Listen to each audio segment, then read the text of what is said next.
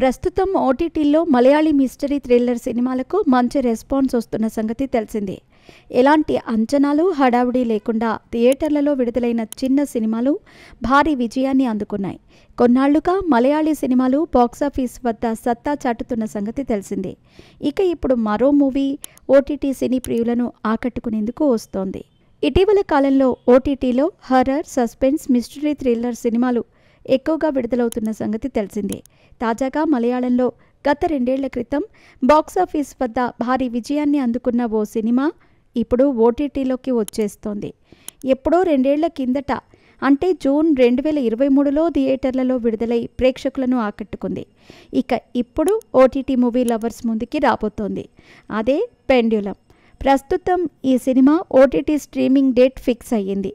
ప్రముఖ OTT platform ETV విన్లో ఈ cinema తెలుగులో స్ట్రీమింగ్ కానుంది. మే 22 నుంచి ఈ మూవీ అందుబాటులోకి రానుందని అధికారికంగా ప్రకటించారు. మీ కలలు మీకు ఏదో చెప్పటానికి ప్రయత్నిస్తే ఎలా ఉంటుంది?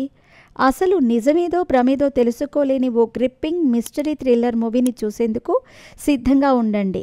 పెండ్యులం తెలుగులో మే 22 నుంచి ప్రీమియర్ కానుంది.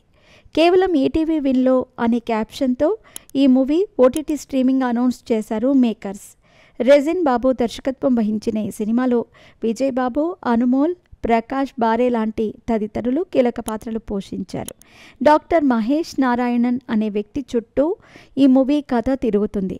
తన జీవితంలో జరిగిన ఓ అసాధారణ ఘటన గురించి తెలుసుకోవాలని అతడు చేసే ప్రయత్నమే ఈ సినిమా.